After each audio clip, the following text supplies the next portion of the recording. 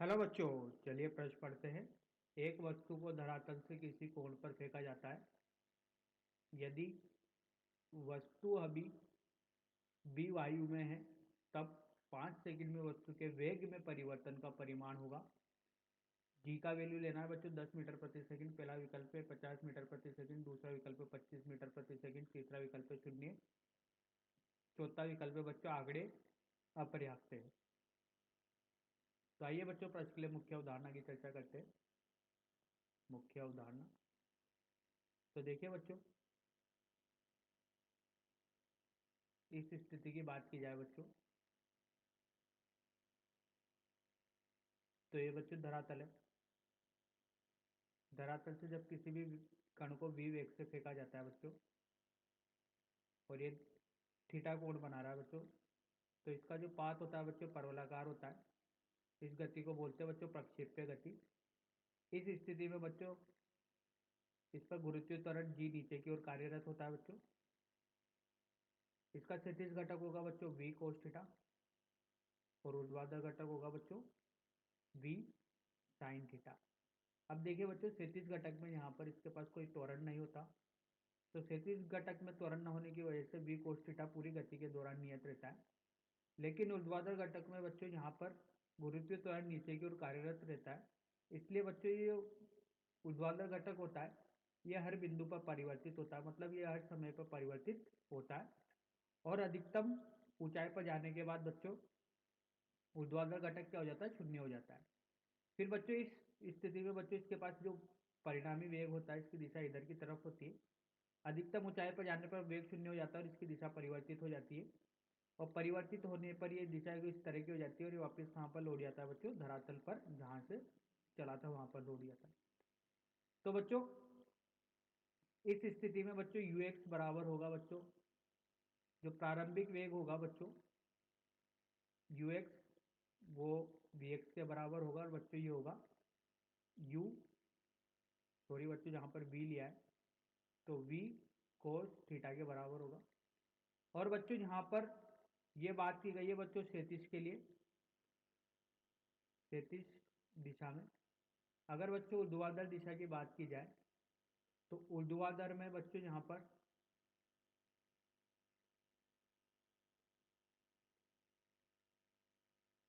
प्रारंभिक वेग होगा बच्चों y दिशा में, ये होगा बच्चों v sin थीटा। और t समय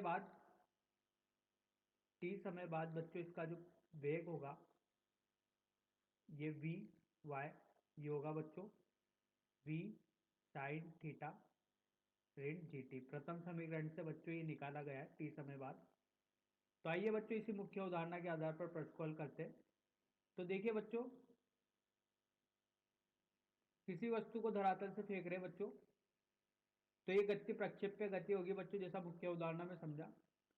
तो 5 सेकंड बाद बच्चों वेग में परिवर्तन बताना है। तो देखिए बच्चों, क्षैतिज घटक तो बच्चों इसका जो रहेगा ये पूरी गति के दौरान नियत रहेगा।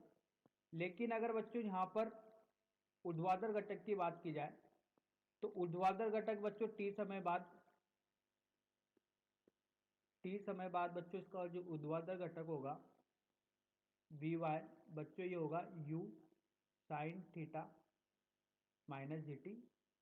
और बच्चों टी बराबर शून्य पर प्रारंभिक स्थिति में बच्चों इसका जो क्षैतिज घटक होगा, सॉरी प्रारंभिक वेग होगा बच्चों इसका वी वाई बराबर, ये होगा बच्चों यू साइन थीटा।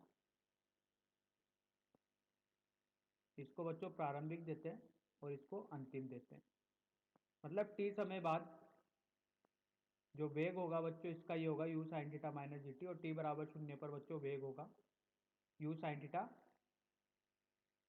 तो देखिए बच्चों, अगर वेग में परिवर्तन देखना है बच्चों, वेग में परिवर्तन देखना है, तो बच्चों ये डेल्टा वी बराबर होगा वी अंतिम ऋण वी प्रारंभिक।